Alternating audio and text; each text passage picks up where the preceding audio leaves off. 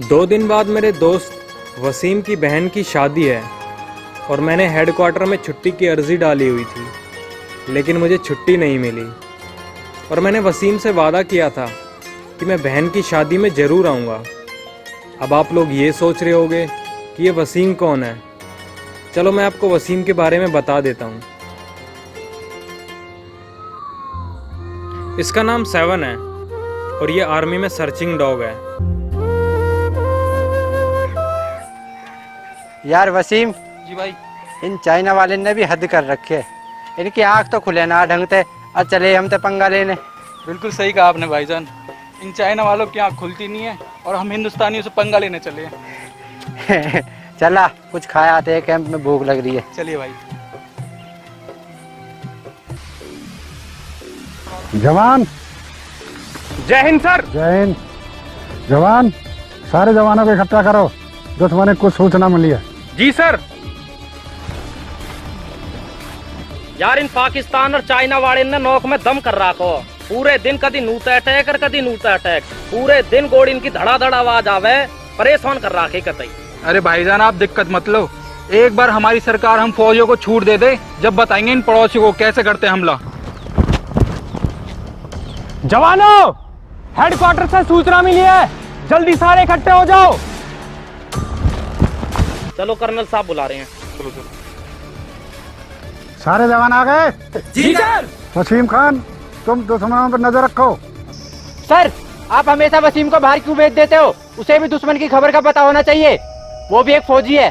हाँ मुझे पता है वो एक फौजी है, लेकिन फौजी होने के साथ साथ वो एक मुसलमान भी है। कब धोखा दे दे क्या पता।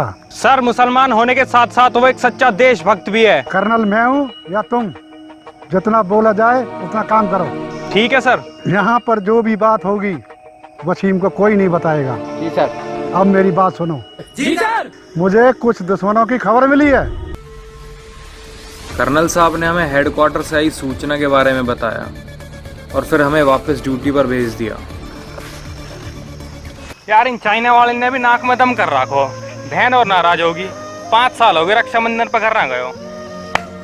बहुत बढ़िया, हमारी तो बहन ही ना, हमारी बहन भी मुंह फुलाए बैठी है। 5 साल तो तेरी गए लिए, ये चाइना वाले हर बार अटैक कर दे, छुट्टी कैंसिल हो जा। अरे वसीम कैसे राजी हो रो, चले ना देखें। अरे खुश तो नजर आ रहा हो, हाँ पूछे। अरे वसीम कैसे खुश हो रहे हो भाई? बेगम से बात होगी का? खुशी की तो बात है भाईजान, छोटी बहन का निकाह तय हो गया है। अरे वाह, ये तो बहुत खुशी की बात है मेरे भाईजान। हमारी बहन रुखसाना की शादी तय हो गई। अब तारीख तो बताओ, तारीख क्या है शादी की? अगले महीने है भाईजान। ठीक है मेरे भाई, पर आज ही हेडक्वार्टर में ना अपनी छुट्टी की अर्जी लगा दियो, कभी बहन की शादी में तो छुट्टी ना मिले। ठीक है भाईजान, मैं तो अर्जी लगा दूंगा, पर आप दोनों को भी लगानी है, क्योंकि आप दोनों भी आ रहे हो मेरी बहन की शादी में। अरे वसीम कैसी बात कर रहा है? आना नहीं, आऊंगा। यार बहन की शादी में भाई ना हो, ऐसा हो सकता है क्या? क्यों भाई? सही बात है यार। अब तू तारीख बता, शादी की तारीख क्या है? वसीम अपनी बहन की शादी से बहुत खुश था। हम सब भी उसकी बहन की शादी के बारे में बात कर रहे थे और तभी अचानक हम पर दुश्मनों ने अटैक कर दिया।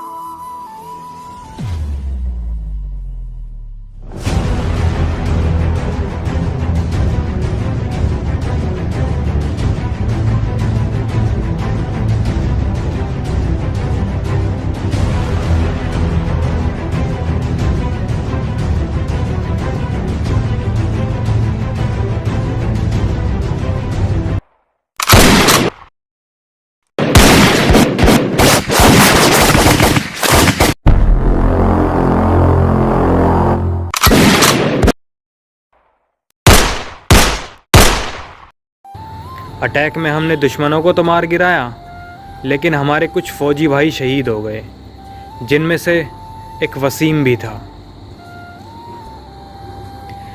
वसीम के शहीद होने का कर्नल साहब को बहुत दुख है, क्योंकि वसीम कर्नल साहब की जान बचाते हुए शहीद हुआ।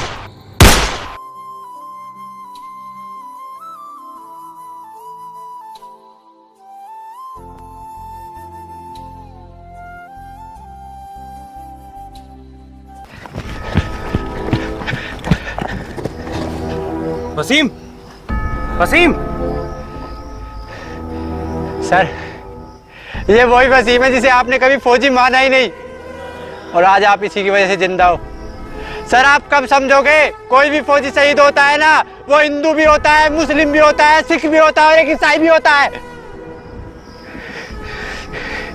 आप समझोगे कब? हिंदू मुस्लिम सिख ईसाई हम सब भाई भाई हैं और हम सबसे ये देश है। लेकिन हमारे देश के कुछ गद्दारों ने ना हमारे दिमाग में ये मैल भर रखा है, वोटों के नाम पर, ऊंच नीच जाति धर्म के नाम पर हम एक दूसरे के, क्या कहूं सर आपसे,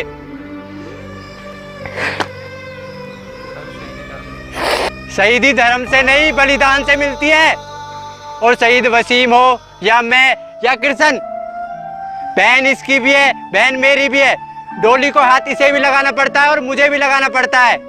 सर यूं तो बहुत मिल जाते हैं देश के खिलाफ गद्दारी करने वाले, लेकिन मैंने अपनी जिंदगी में किसी मुस्लिम फौजी को देश के खिलाफ गद्दारी करते हुए नहीं देखा। सर जो बेटा अपनी माँ को छोड़कर अपनी भारत माँ की रक्षा के लिए बॉर्डर पर खड़ा है, उससे बड़ा भाई, उससे बड़ा बेटा या उससे बड़ा देशभक्त कोई नहीं हो सकता। सर जिसके सामने हमारा सर अपने आप झुक जाता है ना, उसे भगवान कहते हैं। और घर में जाने के बाद जिसे हमारी आंखें सबसे पहले ढूंढती है ना, उसे माँ कहते हैं। और सर जिसके लिए अपना बलिदान दिया जाए ना, उसे भारत माँ कहा करते हैं। कब समझोगे सर आप इस बात को? वसीम की बहन की शादी थी, और वसीम की बहन का तो वसीम के अलावा कोई भी नहीं है, ना माँ है, ना बाप है, ना भाई है। बस यही था एक भाई वसीम की बहन का। अब कौन कराएगा उसकी शादी? कितना खुश था मेरा भाई। मुझसे जाने अनजाने में बहुत बड़ी गलती हो गई। मैं एक कर्नल होकर इतनी बड़ी गलती कैसे कर सकता हूँ?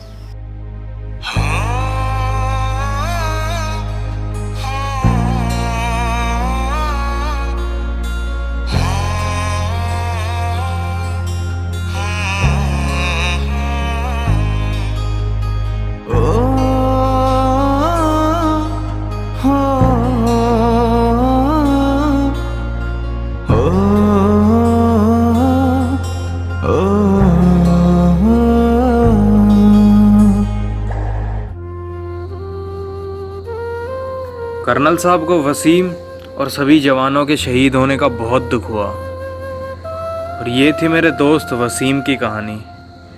अब मैं ड्यूटी पर चलता हूँ, आगे आप खुद देख लीजिए।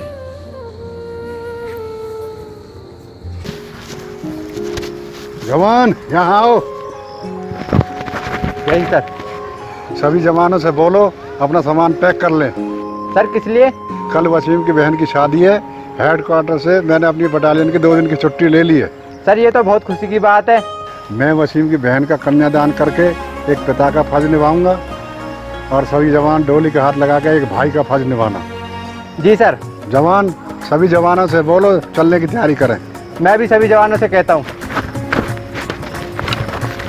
कर्नल साहब तो ये बात समझ गए कि हम सब एक हैं, मगर आप सब लोग ये बात कब समझोगे? हमें फक्र है हर एक उस फौजी पे जो इस देश के लिए मर मिटने को हमेशा तैयार रहते हैं। दोस्तों, इस वीडियो को इतना फैलाओ कि जब भी कोई इस वीडियो को देखे, चाहे वो बच्चा हो, बूढ़ा हो या कोई जवान, गर्व से कह सके कि हाँ मैं एक हिंदुस्तानी हूं। जय हिंद।